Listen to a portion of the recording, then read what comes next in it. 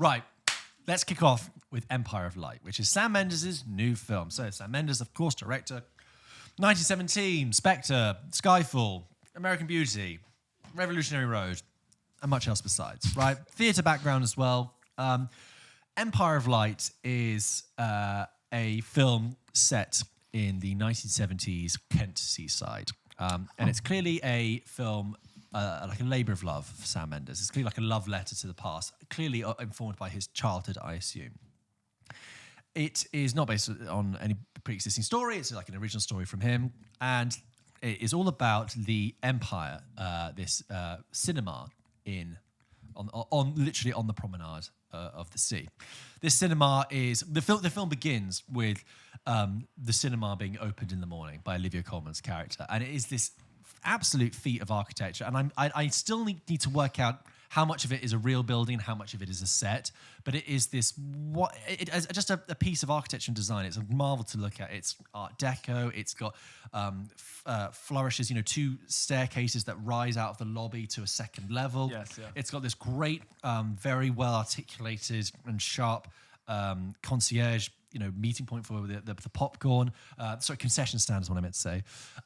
It's red velvet. It's gold balustrades, and you have this actual screening room which has got red velvet chairs, and it is very much like, even in the 1970s, we're looking at a thing that's almost like a product of its past. It's got this wonderful neon vertical sign outside. It's got this like defined sort of jutting fin. You can tell I work in architecture as a day job, can't you? Someone works in architecture comms. Yeah. Gold balustrades. Yeah. Anyway, it centres on Olivia Colman's character. And Olivia Colman plays a character. I can't remember the name of. Don't know why you're pointing at me. I haven't seen it. Olivia Colman plays Hilary, who is the duty manager of the Empire Cinema.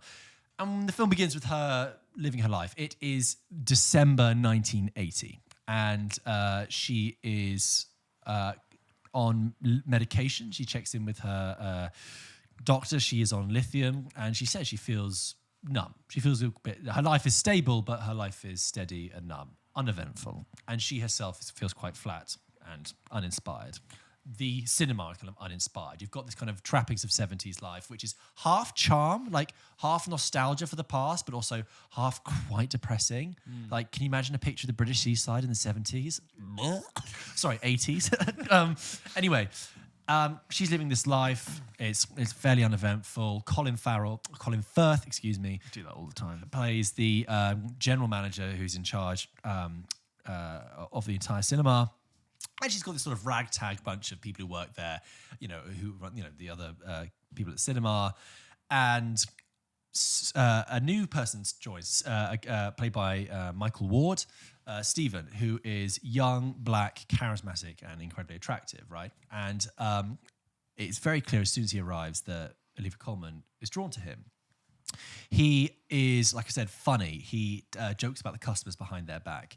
He is inquisitive. When he's being shown around his first day, he says, "Oh, what's up there?" Because there's no customers allowed. And Olivia Colman says, "No, I can't really show you." And he says, "No, please."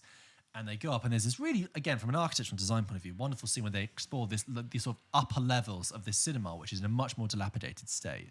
Beautiful to look at. As I said, she quickly, it's clear that she is quickly drawn to him and attracted to him. And I don't think this is a spoiler to say, I think, but very quickly within the film, a relationship develops between them, okay? And the film then is sort of about the past and cinema and lost glory of cinema, but also an affection for cinema. But really it's also about, on the one side with Hilary's story, it's about mental health. And on Stephen's side, it's about race and racism. This is the 1980s in England we're talking about. So cue skinheads and Doc Martens shouting abuse, cue mods on on mopeds, cue stuff in the press about all sort of Thatcherite policies coming through, right? Mentioned in a certain way. That's the context of this film. That's what this film is basically going for. So, Empire of Light by Sam Mendes, which unfortunately is pretty weak, I have to say. Despite all of that, it is pretty weak. How come? Unfortunately, it is... it's really obvious filmmaking. Like, and You're making me rethink the words of the trailer in a way that now feels slightly contrived. I think just to put the positives out front, it's shot by Roger Deakins, of course, who does most Sam Mendes stuff. Beautiful. Immaculately shot, faultlessly shot by Roger Deakins, and that really does a lot of the heavy lifting in this because it's just so brilliantly shot. 1917, Blade Runner 2049, endless other classics. You know, he is like the go-to cinematographer. He's like the top of the mountain, right? Yeah, he's like pioneered digital film cinematographer. It's got music by Trent Reznor and Atticus Ross, who always deliver. Olivia Colman gives a very committed and very good performance, I think.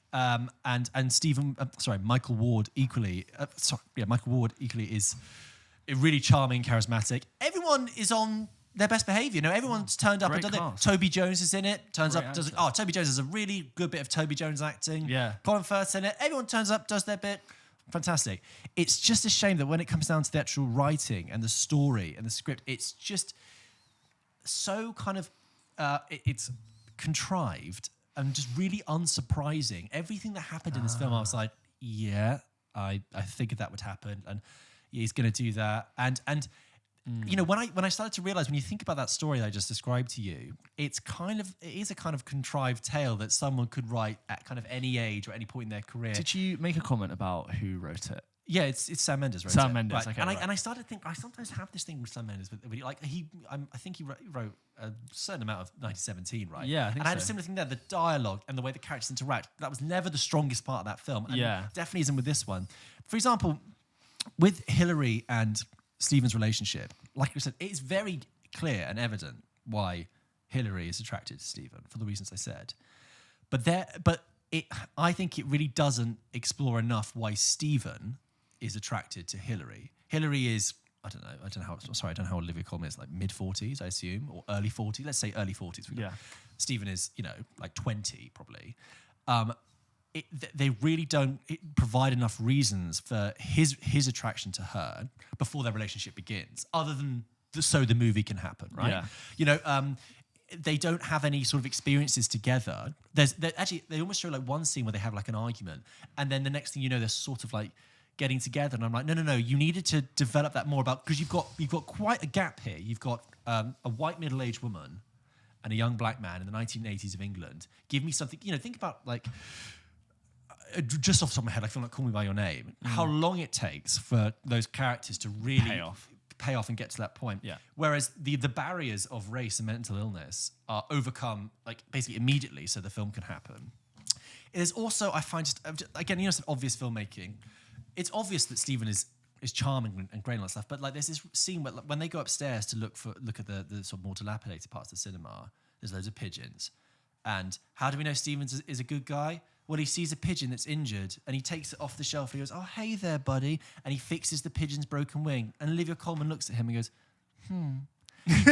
he's not so bad after all. And I was like, really? And the story I've described is not, on paper, isn't uninteresting. It could really work. But every single beat of this film, I just thought, yep, that is exactly what I thought would happen. Its handling of mental illness is, I think, I'm a little uncertain about it. Okay. I think it likes to enjoy the drama that portraying mental illness has. And Olivia Colman does a very dramatic performance of it. But I don't know if it's, in 2022, the best handling of mental illness, other than being like, this film's about mental illness. I'm like, oh yeah, could you elaborate? Well, it's a bit of a box tick. A bit of a box tick. And similarly, I think its handling of race and racism is safe and unsurprising. But I say safe, and not as a good reason. I think in 2022, if you make a film about race and racism, you've really got to be challenging. You've got to the be reason why doing you're a doing lot more than just simply doing the isn't it terrible school of thing. Racism in this film is just relegated to skinheads shouting at Stephen. To they were back then. One punter mouthing off and certain moments of action. But I'm like, the way we talk about race now and the way we discuss it is so much more complex and advanced, particularly in the last couple of years, that just to present it in this way, it just felt really old-fashioned and really out of date. And it's weird. It's like, it's almost felt as sort of stuffy and past its best, like the cinema itself that it's representing. there's actually like an allegory in the film that kind of works, that Toby Jones takes him up to Stephen up to the projection booth at one point, right?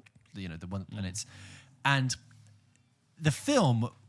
Toby Jones' character talks about light and how there's a flaw in your retina. That's 24 frames per second. If I play I think it the back film, at 24 frames. I think the film wishes it was as light and poetic and cinematic as that description of cinema is, but unfortunately, it is as mechanical and cog turning and perfunctory as an actual projectioner. An actual projector is, right? Because Toby Jones' character says, "Oh, out there it's 24 frames per second, it's light, but in here it's actually like pulleys and cogs and system." I'm like, yeah, well, unfortunately, the film feels very mechanical to me because I can just see the plot between the see frames. the plot turning, and then this is going to happen.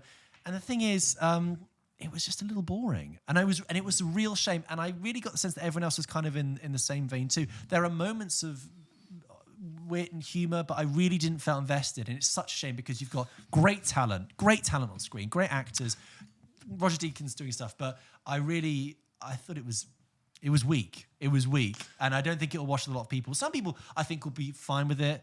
I think if you're being very kind, I think it's perfectly fine. But I just think this isn't a very new story. We talked last week about Living, right? Which is like, when I told it to you, you were like, oh, I bet I could see where this story goes. And the same way, when I'm telling you about Empire Light, you could see where the story goes. But Living did something interesting with it. This does pretty much exactly how you think the film will go is pretty much how the film will go. Do you think Sam Mendes is a bit overrated? Or is that a very reductive thing to be putting on someone? Because I feel like you are a little bit cold on Sam Mendes, because I think I agree with your criticism of 1917 in that I think some of the weakest parts of it was maybe its dialogue and what it did with trying to make it a one-shot spectacle was all very well and it swelled at the end, but actually there wasn't so much original about it. It's a good question. And then going back, you go into James Bond territory, and then I don't want to be like as reductive or binary to say is he good or bad. And also, Sam Mendes knows much more about filmmaking than I do. Okay, I'm asking a question to set me up. Yeah. Thing is, okay, let's go back. So 1917, you basically said what my issues were with that. Bond, he was working with an established property, so he was kind of one good, one bad. He had a good toy box to play with. Revolutionary Road I haven't seen, but he's working from good source text, right? And then before that, all I can think of is American Beauty, which I've only seen once. Okay.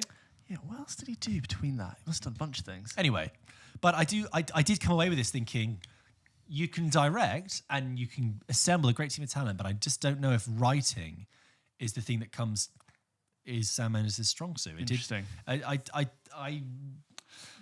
was really looking forward to Empire of Light, and that trailer and the moments you talked about really kind of got me going, and it set me, and I looked at the talent and the cinematographer and all the things you mentioned, and I'm a little bit disappointed to see that it doesn't really... I'm sorry. I mean, it has all those things in it, but that's interesting for about 10 minutes. Like I said, when I said the film opens with the lights of the cinema being turned on and all that stuff, and I was like, that kind of is exactly how I thought the film would begin. Everything you think is going to happen is in there.